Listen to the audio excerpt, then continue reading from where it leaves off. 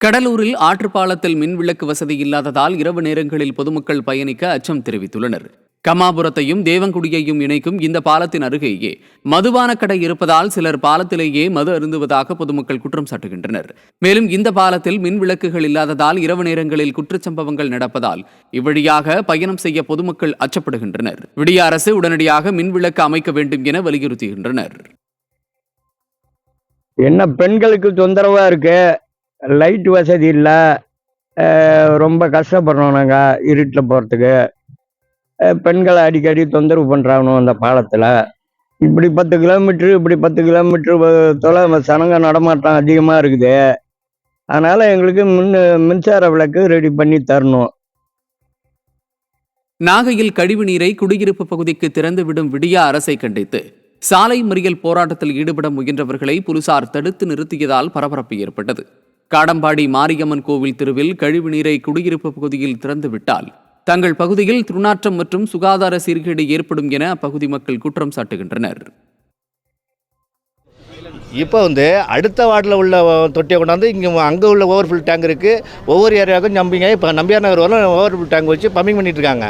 அந்த டேங்கை அங்கே எல்லாம் அதிகாரிகள் இருக்காங்கன்னு சொல்லிட்டு அவங்க பேச்சை கேட்டுட்டு இங்கே இல்லாதப்பட்டவங்க தாழ்த்தப்பட்டவங்க இருக்கிறவங்க ஏரியாவில் கொண்டாந்து விடுறாங்க சாக்கடையை. வேலூர் மாவட்டம் பேரணாம்பட்டு வட்டாட்சியர் அலுவலகத்தில் அமர்வதற்கு இருக்கைகள் கூட இல்லாததால் மனு அளிக்க வரும் மக்கள் கடும் அவதியடைந்து வருகின்றனர். தரைத்தளத்தில் வட்ட வழங்கல் அலுவலகம் மற்றும் தனியார் வட்டாட்சியர் அலுவலகம் இயங்கி வருகிறது. நாள்தோறும் ஆயிரக்கணக்கான மக்கள் பல்வேறு கோரிக்கைகளை வலியுறுத்தி மனு அளிக்க வருவது வழக்கம். ஆனால் பொதுமக்கள் அமர்வதற்கு அங்கு நாற்காலிகள் இல்லை என குற்றச்சாட்டு எழுந்துள்ளது. புதுக்கோட்டை மாவட்டம் வடகாடு அருகே அதிவேகத்தில் சென்ற தனியார் பேருந்து மோதியதில் இருசக்கர வாகனத்தில் வந்த ஒருவர் உயிரிழந்தார். முக்கூட்டுக்கொள்ளை கிராமத்தைச் சேர்ந்தவர் மாணிக்கம். இவர் திருவரங்குளம் அருகே இருசக்கர வாகனத்தில் சென்று கொண்டிருந்தார். அவ்வழியே அதிவேகமாக வந்த தனியார் பேருந்து மோதியதில் அவர் சம்பவ இடத்திலேயே உயிரிழந்தார். ஆனால் போலீசார் இதற்கு எவ்வித நடவடிக்கையும் எடுக்கவில்லை என கூறி ஆத்திரமடைந்த பொதுமக்கள் பேருந்தை சிறைப்பிடித்து சாலை மறியலில் ஈடுபட்டனர்.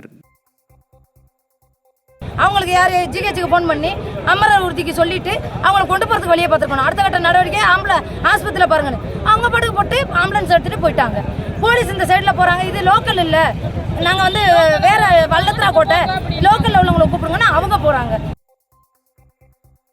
கன்னியாகுமரி மாவட்டம் தேங்காய்பட்டணம் மீன்பிடி துறைமுகம் பகுதியில் இலங்கைக்கு மஞ்சள் கடத்த பயன்படுத்திய படகுக்கு மர்ம நபர்கள் தீ வைத்ததால் பரபரப்பு ஏற்பட்டது. மஞ்சள் கடத்தி பிடிபட்ட படகின் வழக்கு விசாரணை நீதிமன்றத்தில் நடைபெற்று வரும் நிலையில் தற்போது நிறுத்தி வைக்கப்பட்டிருந்த படகில் தீ வைத்து எரித்த சம்பவம் தொடர்பாக பல்வேறு கோணங்களில் விசாரணை நடைபெற்று வருகிறது. திருவள்ளூர் மாவட்டம் சோழவரம் அருகே சுடுகாடு மற்றும் இடுகாட்டை ஆக்கிரமித்தவர்கள் மீது நடவடிக்கை எடுக்க கோரி நரிக்குரோவ மக்கள் ஆட்சியர் அலுவலகத்தை முற்றுகையிட்டனர். ஓரக்காடு கிராமத்தில் 60 ஆண்டுகளாக பயன்படுத்தி வந்த சுடுகாடு மற்றும் இடுகாட்டை ஜேசிபி மூலம் இடித்து தரைமட்டமாக்கி சிலர் ஆக்கிரமித்துள்ளனர். இதுகுறித்து பலமுறை புகார் அளித்தும் அதிகாரிகள் நடவடிக்கை எடுக்காததால் நரிக்குரோவ மக்கள் ஆட்சியர் அலுவலகத்தில் புகார் மனு அளித்தனர். திருவள்ளூர் ஆட்சியர் அலுவலகத்தில் விடியா அரசு மாத உதவித்தொகை வழங்காமல் அலைக்கழிப்பதாக மாற்றுத்திறனாளிகள் மனு அளித்தனர். 1500 ரூபாய் உதவித்தொகை கடந்த 6 மாதமாக நிறுத்தப்பட்டிருப்பதால் தங்களது வாழ்வாதாரம் கேள்விக்குறியாகி இருப்பதாக வேதனை தெரிவித்துள்ளனர். இதுகுறித்து விரைந்து உரிய தீர்வு காணுமாறு மாற்றுத்திறனாளிகள் கோரிக்கை விடுத்துள்ளனர்.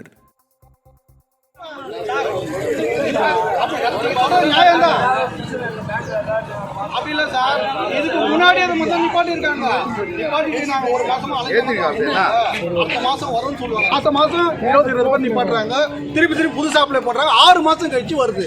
இதே நிலைமை இப்ப எங்களுக்கு. திருப்பூர் மாவட்டம் பல்லடம் அருகே வாங்கிய கடனை திருப்பிக் கொடுக்காததால் வீட்டை பூட்டி திமுக பிரமுகர் அட்ராசிட்டியில் ஈடுபட்டார். பூமலூர் பள்ளிப்பாளையத்தில் ரமேஷ் என்பவர் திமுகவின் முன்னாள் நெசவாளர் அணி மாவட்ட செயலாளரான கோபால் என்பவரின் தறி குடவுனில் வேலை செய்து வந்ததாக கூறப்படுகிறது. இந்த நிலையில் ரமேஷ் கோபாலிடம் 1,50,000 ரூபாய் கடனாக பெற்றுவிட்டு திரும்ப செலுத்தாமல் இருந்துள்ளார். இதனால் ஆத்திரமடைந்த திமுக பிரமுகர் கோபால் ரமேஷின் வீட்டை பூட்டி அட்ராசிட்டியில் ஈடுபட்டதால் ரமேஷின் மனைவி மற்றும் குழந்தைகள் மாற்று துணி கூட இல்லாமல் பெரும் அவதிக்குள்ளாகினர். எங்கள் வீட்டுக்காரர் வேலை செஞ்ச பக்கம் கொஞ்சம் பணம் வாங்கியிருந்தோம். அது எங்களால் இப்போ திருப்பி தர முடியல. நாங்கள் போய் எல்லாத்திட்டையும் இங்கே கேட்டோம்.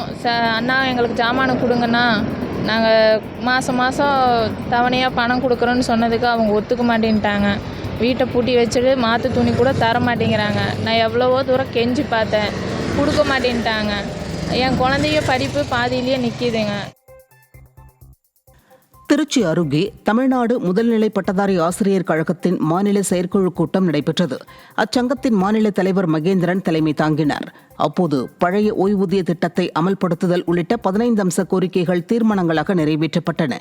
இதில் மாநில நிர்வாகிகள், மாநில செயற்குழு உறுப்பினர்கள் உள்ளிட்ட ஏராளமானோர் கலந்து கொண்டனர். கள்ளக்குறிச்சி அருகே சொத்துக்காக தன்னை கொலை செய்ய முயற்சிக்கும் நபர்கள் மீது நடவடிக்கை எடுக்க கோரி ஆட்சியர் அலுவலகத்தில் மூதாட்டி மனு அளித்தார். கூத்தக்குடி கிராமத்தை சேர்ந்த மூதாட்டி குண்டுபிள்ளை தனக்கு சொந்தமான 2 ஏக்கர் 40 சென்ட் நிலத்தை சின்னத்துரை என்பவர் அபகரிக்க முயல்வதாகவும் தன்னை கொலை செய்ய முயற்சிப்பதாகவும் கோரி ஆட்சியரிடம் கண்ணீர் மல்க புகார் மனு அளித்த சம்பவம் பரபரப்பை ஏற்படுத்தியுள்ளது. ராணிப்பேட்டை அருகே அரசு பேருந்து ஓட்டுநரை தாக்கிய கல்லூரி மாணவரை போலீசார் கைது செய்தனர். வாலாஜாப்பேட்டையிலிருந்து பானாவரம் செல்லும் அரசு பேருந்து வள்ளுவம்பாக்கம் அருகே சென்று கொண்டிருந்த போது அதிவேகமாக இருசக்கர வாகனத்தில் வந்த 3 பேர் ஹாரன் அடித்தபடி சென்றுள்ளனர். இந்த நிலையில் இருசக்கர வாகனத்திற்கு வழிவிடாமல் அரசு பேருந்து ஓட்டுநர் சென்றதால் ஆத்திரமடைந்த கல்லூரி மாணவர் ராஜேஷ் ஓட்டுநரை தாக்கியுள்ளார். புகாரின் பேரில் அவரை கைது செய்து போலீசார் விசாரித்து வருகின்றனர். புதுக்கோட்டை அருகே அதிவேகமாக சென்ற தனியார் பேருந்து மோதியதில் இருசக்கர வாகனத்தில் சென்றவர் சம்பவ இடத்திலேயே உயிரிழந்தார்.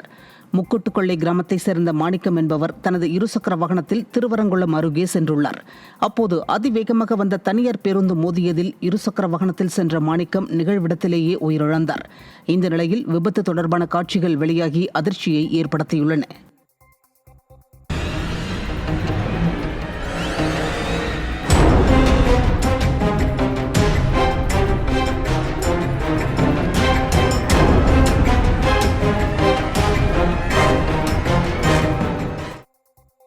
ராமநாதபுரம் சாயல்குடி அருகே இடிந்து விழும் நிலையில் உள்ள குடிநீர் மேல்நிலை நீர்த்தேக்க தொட்டியை அகற்ற அப்பகுதி மக்கள் கோரிக்கை விடுத்திருக்கின்றனர்.